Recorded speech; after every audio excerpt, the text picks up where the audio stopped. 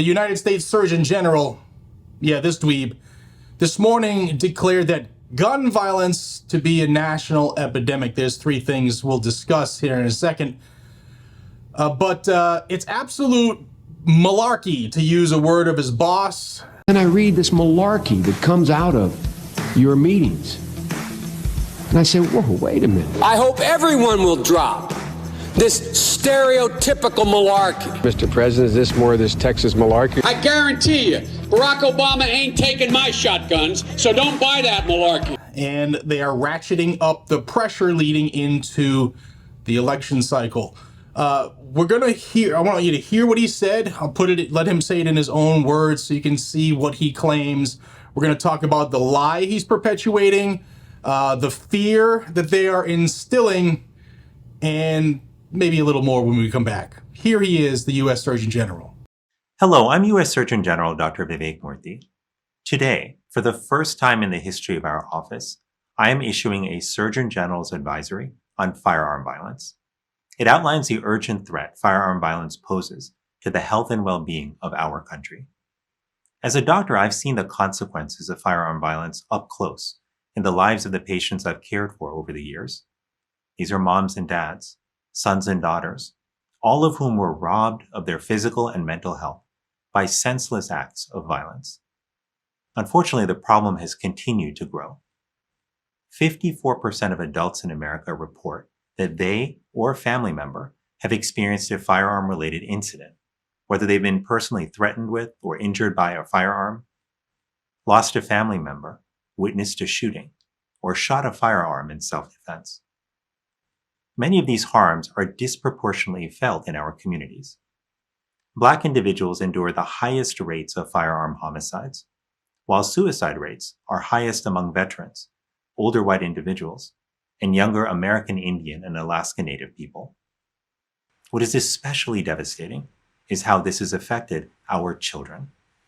Firearm violence has become the #1 cause of death among children and adolescents, more than car accidents or drug overdoses. I've sat with parents who've lost a child to firearm violence. I've listened to their stories and felt their pain as they describe the holes in their hearts. As a father, I know a parent's worst nightmare is to lose a child, to feel like you can't protect your child from harm. Beyond these precious lives that are lost to firearm violence, there are wider ripples of harm to those who are injured, who witness the incidents, who live in urban and rural communities where such violence takes place, and who constantly read and hear about firearm violence in the news. The collective trauma and fear that Americans are experiencing is contributing to the mental health challenges that we are facing today. Nearly 6 in 10 U.S. adults say they worry about a loved one being a victim of firearm violence. Our children should not have to live in fear that they are going to get shot if they go to school. None of us should have to worry that going to the mall or a concert or a house of worship means putting our lives at risk, or that we'll get a call that a loved one in a moment of crisis has taken their own life with a firearm. All of us, regardless of our background or beliefs, want to live in a world that is safe for us and our children.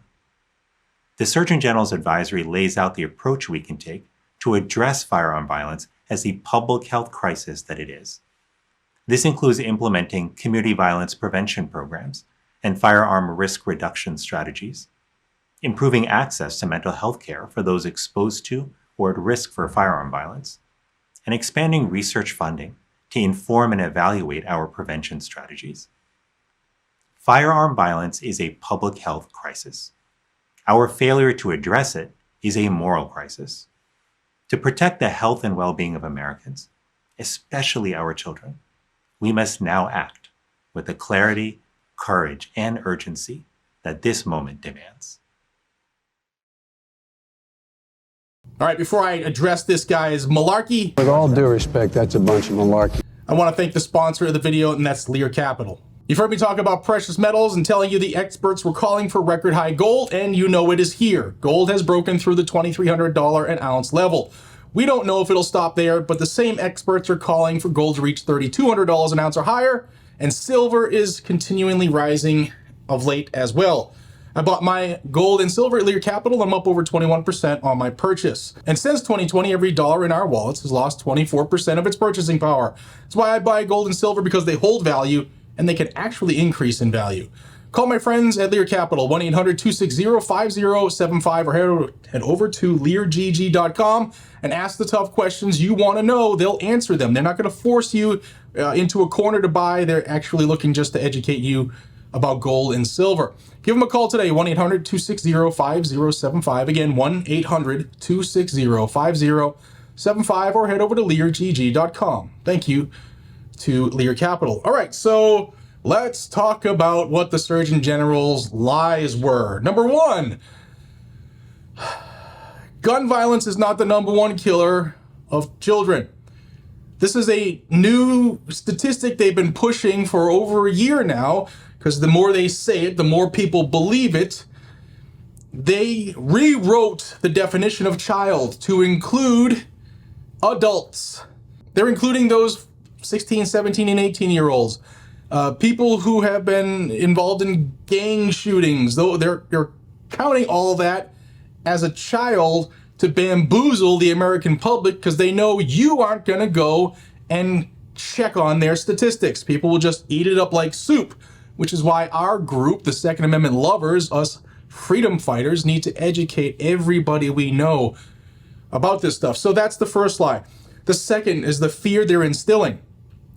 At no point in time, not only in this country, but in the history of the world, were you ever safe to go anywhere and do anything your entire life without being in harm's way. You're in harm's way every single day, no matter what you do. So to say people deserve to be able to go to the library or the supermarket and be totally free and clear from all of the ills of the world is a lie. It can't happen. It's never happened and it never will happen.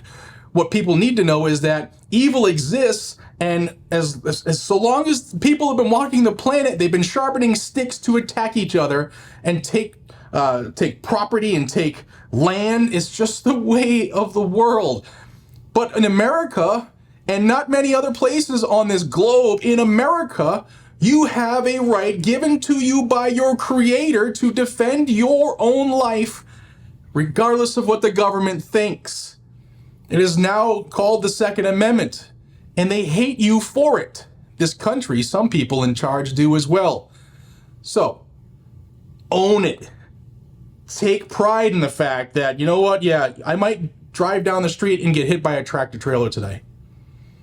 I might ride my motorcycle and get clipped by a cow that's jogging down the road.